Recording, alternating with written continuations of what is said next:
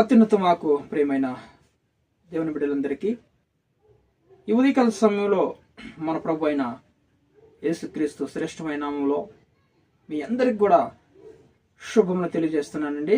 ఎలాగున్నారు మీరు? కుటుంబాలు పిల్లలంతా కూడా క్షేమంగా ఉన్నారు కదా?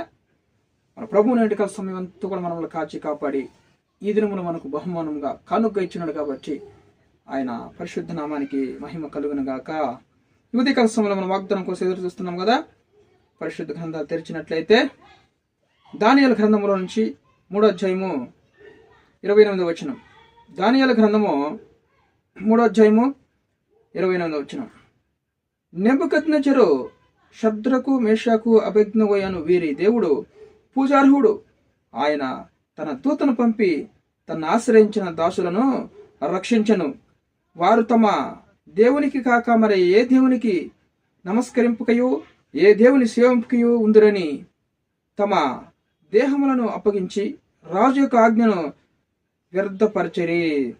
దేవుని యొక్క పరిశుద్ధ నామానికి మహిమ కలుగునుగాక. ఈరోజు వాక్యం వింటున్న మీరందరికి కూడా ఒక శుభవార్త ఏంటంటే, ఈరోజు మనము సమస్య వచ్చిందని బాధపడకూడదు. మన దేవుడు ఆ సమస్యలో నుంచి మనల్ని కాపాడి ఆయన గొప్ప దేవుడని నిరూపించుకునే దేవుడు, ఆయన పూజార్హుడని నిరూపించుకోగలిగిన గొప్ప దేవుడు ఆయన. హల్లెలూయా. ఈరోజు ఒక విషయం చిన్న ఉదాహరణకి చెబుతాను చూడండి. ఈరోజు కొన్ని పక్షులట, పిసుకలు, మరి కాకులు, చిన్న చిన్న ఇవన్నీ పక్షులన్నీ కూడా దేవుని యొద్దకు వచ్చి, అయ్యా దేవుడా, మేమే బ్రతికేది కష్టంగా ఉంటే మాకెందుకు నాయన ప్రభు ఇంత పెద్ద రెక్కలు ఇచ్చి ఆ రెక్కలను మోయలేక మాకు భారం ఎందుకు ఇచ్చావు అని, ఆ రెక్కలు మాకెంతో భారంగా ఉన్నాయి. అమ్మమ్మ అంటే మేము 1/4 కేజీ, ఒక 1/2 కేజీ, 3/4 కేజీ ఉంటాము. ఈ బాడీకి మాకు ఎంత పెద్ద రెక్కలు అనుగ్రహించి ఈ భారం ఎందుకు ప్రభు మాకు పెట్టావని అవన్నీ కొన్ని పశువులు అని పక్షులన్నీ కూడా వచ్చి దేవుని దగ్గర అడుగుతున్నాయంట. అందుకు దేవుడు ఏమని జవాబిస్తున్నాడంటే, పక్షులారా, మీరు నడుచుకుంటూ వెళితే ఇక్కడి నుంచి కొంత దూరం పోవాలంటే ఎంత సమయం పడుతుంది? మీరు ఆకాశం ఎగరాలంటే అసలు ఎగరగలుగుతారా? నేను అందుకే ఆ రెక్కలు మేము పెట్టాను. ఆ రెక్కల ద్వారా మీరు ఎత్తైన స్థలంలోనికి ఎగిరిపోవచ్చు, ఉన్నతమైన స్థితికి ఎగిరిపోవచ్చు. మీరు ఈ దేశం విడిచి వేరే దేశానికి వెళ్ళిపోవచ్చు. అనేక చెట్ల మీదకి ఎక్కి మీరు కావాల్సిన అన్ని కూడా తినొచ్చు. మీరు సంతోషంగా ఉండాలని నేను ఈ రెక్కలు మీకు పెట్టాను. రెక్క లేకుండా ఉంటే నడుచుకుని ఎంత దూరం మీరు వెళ్ళగలుగుతారు? మీరు చూడండి, అప్పుడు చూడండి, మీరు రెక్కలు ఇలాగ చాపండి అని చెప్పాడంట దేవుడు. రెక్కలు ఇలాగా పైకి లేపాయంట. ఇప్పుడు మీరు ఎగరండి అన్నప్పుడు అవి ఎగురుకుంటూ ఎత్తైన స్థలంలోనికి ఎగిరిపోయి, చూడండి, ఈ ఆకాశం అంతా ఎత్తుకుపోయినప్పుడు అవి దిగొచ్చిన తర్వాత, మీరు ఇందుకే మీకు రెక్కలను పెంచాను. ఇప్పుడు చూశారు కదా, రెక్కలు లేకుంటే మీరు ఉన్నతమైన స్థితికి ఎగరగలేరు. కాబట్టి మీకు రెక్కలు ఇచ్చాను. ఈ రెక్కల ద్వారా మీరు ఎగిరిపోయి వేరే దేశానికి కావాలంటే ఈజీగా వెళ్ళిపోవచ్చు. అనేక చెట్ల మీదకి ఎక్కి పండ్లను తినొచ్చు అని దేవుడు సమాధానం ఇచ్చినప్పుడు అవి సంతోషంగా వెళ్ళిపోయాయన్నమాట. చూడండి, ఆ రెక్కలు వాటికి ఎంతో భారం అయిపోయాయని దేవుని దగ్గర అడుగుతున్నాయి. హల్లెలూయా. ఈరోజు ప్రియమైన దేవుని బిడ్డలారా, ఈరోజు మనకి కుటుంబంలో కొన్ని సమస్యలు రావచ్చు.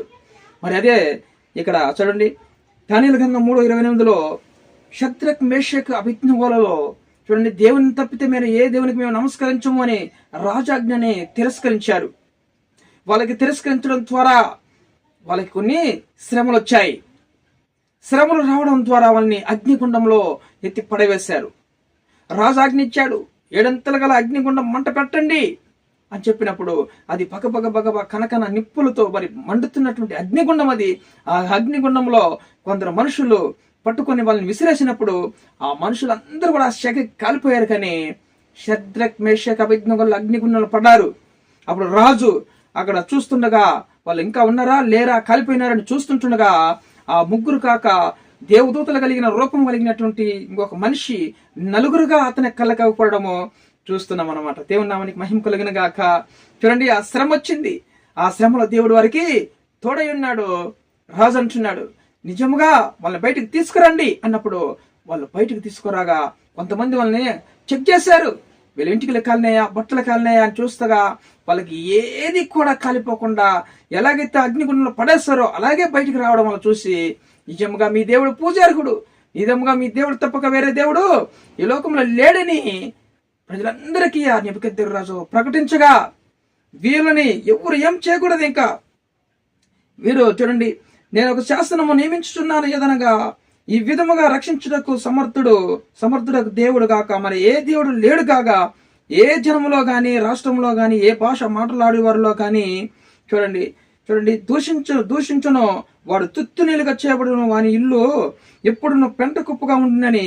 అంతటి నుండి రాజు షద్రక్ మేషక్ అభిజ్ఞమైన వారిని బబులోని సంస్థానంలో హెచ్చించెను. దేవుని నామానికి మహిమ కలిగిన గాక. చూడండి, ఈరోజు నీకు చిన్న సమస్య నీ కుటుంబంలో దేవుడు అనుమతించాడంటే మనం సంతోషపడాలి. దేవుడు నా జీవితంలో ఏదో గొప్ప కార్యం చేయబోతున్నాడని మనము సంతోషించడం నేర్చుకోవాలన్నమాట. చూడండి, షద్రక్ మేషకు అభిజ్ఞలను చూడండి బబులోను యొక్క సంస్థానంలో దేవుడు హెచ్చించాడనమాట. ఆ రాజులందరూ వాళ్ళకి నమస్కారం చేశారు. చూసారా, మన దేవుడి నామానికి మహిమ తెచ్చుకున్నాడు, వాళ్ళని దేవుడు హెచ్చించాడు.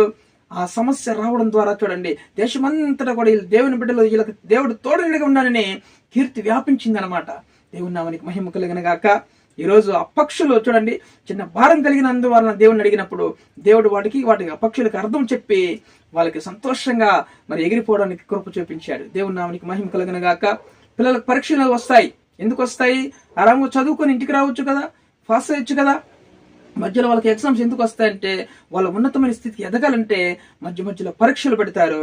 అలాగనే మన జీవితంలో కూడా, ఆత్మీయ జీవితంలో చిన్న పరీక్షలు వచ్చినప్పుడు, చిన్న శోధనలో, శ్రమలు వచ్చినప్పుడు దేవుడు మన జీవితంలో ఏదో ఉన్నతమైన స్థితికి తీసుకువెళ్ళడానికి ఏదో ఒక కార్యం చేయబోతున్నాడు, ఒక అద్భుతం చేయబోతున్న మన జీవితంలో మనం గ్రహించగలిగితే, ఓర్చుకోగలిగితే ఆ శ్రమల్లో దేవుడు నీకు ఒక అద్భుతం జరిగించి నిన్ను ఉన్నతమైన స్థితికి తీసుకెళ్ళాలని ఆశపడుతున్నాడు దేవుడు. దేవుని నామానికి మహిమ కలిగిన గాక.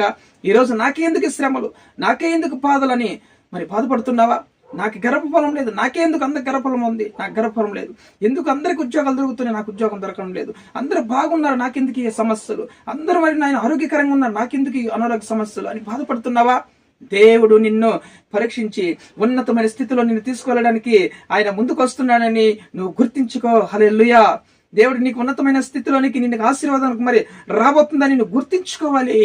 దేవుని నామానికి మహిమ కలిగిన గాక. మరి షద్రక్ మేషక్ అభిజ్ఞలకి ఆ శ్రమ రాలేదంటే వాళ్ళు దేవునికి మహిమ కలిగి ఉండేది కాదు. వాళ్ళ యొక్క పేరు దేవుడు వాళ్ళని హెచ్చించుండే వాళ్ళు కాదు కదా. ఆ బబులోని సంస్థానం అంతా కూడా దేవుడు వాళ్ళని హెచ్చించినట్లు, రాజుల ముందర హెచ్చించినట్లు మనం చూస్తున్నాం. ఈ రోజు నీకు గొప్ప ఆశీర్వాదం వద్దా, విశ్వాసం ఎదగొద్దా, దేశమంతటి నీ కీర్తి వ్యాపించొద్దా, నీ కుటుంబం సంతోషంగా ఉండాలంటే చూడండి, ఈరోజు చిన్న శ్రమలకి నువ్వు భరించినవంటే, ఓర్చుకున్నావంటే దేవుడు నీ జీవితంలో గొప్ప కార్యం చేయబోతున్నాడు. హల్లెలూయా.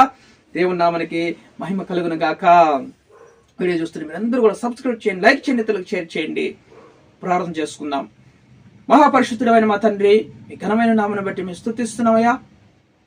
ఉదయకాల సమయంలో మనం ప్రేమించి మంచి వాగ్దానం ఇచ్చినందుకు వందనాలు అయ్యా. వాళ్ళు రక్షించుటకు నువ్వు పూజారికుడు అయ్యా, నువ్వు గొప్ప దేవుడివి ప్రభా. అని నాయన ప్రభా రాజు మరి నాయన నెబుకద్నెజరు రాజు చూసి నాయన ప్రభా వాళ్ళు నాయన అతడికి అయా చూడడం, అయా షద్రక్ మేషక్ అభిజ్ఞలతో ఉండడం అయా మేము చూస్తున్నాం ప్రభా. నాయన తండ్రి, నిజముగా మాతో కూడా శ్రమలో ఉన్నప్పుడు మా నాయన ప్రభా శ్రమలో నుంచి మాతో ఉండి నువ్వు నడిపించగలిగిన సమర్థుడు తండ్రి. నాయన ఈరోజు ఏ కుటుంబం సమస్యలో ఉందో, అనారోగ్యంతో ఉందో, బాధల్లో ఉన్నారు, అప్పుల్లో ఉన్నారు తండ్రి, లేములో ఉన్న వాళ్ళందరూ కూడా నాయన ప్రభా తోడు కూడా నడిపించండి. వాళ్ళ ఉన్నతమైన స్థితికి తీసుకువెళ్ళడానికి ఇది ఒక గొప్ప అద్భుతం చేయబోతున్నందుకు మీకు వందనాలు చెల్లించుకుంటున్నాం నాయన. గ్రహించిన వాళ్ళందరూ కూడా నాయన ప్రభా ఓర్చుకోవడానికి కృప చూపించమని అయా సమస్త ఘనత మహిమ ప్రభావం చెల్లించుకుంటే, ఈరోజు ఉద్యోగం లేని ఉద్యోగం తెచ్చేయండి, వివాహం కాని వారికి వివాహం తెచ్చేయండి, గర్భం లేని వారికి గర్భంలో గురించి కృప చూపించమని సమస్త ఘనత మహిమ ప్రభావాలు మీకు చెల్లిస్తూ యేసుక్రీస్తు జీవం కలిగిన నామములో ప్రార్థన అడిగి వేడుకొని పొంది ఉన్నామా ప్రియ పరలోకపు తండ్రి. ఆమేన్.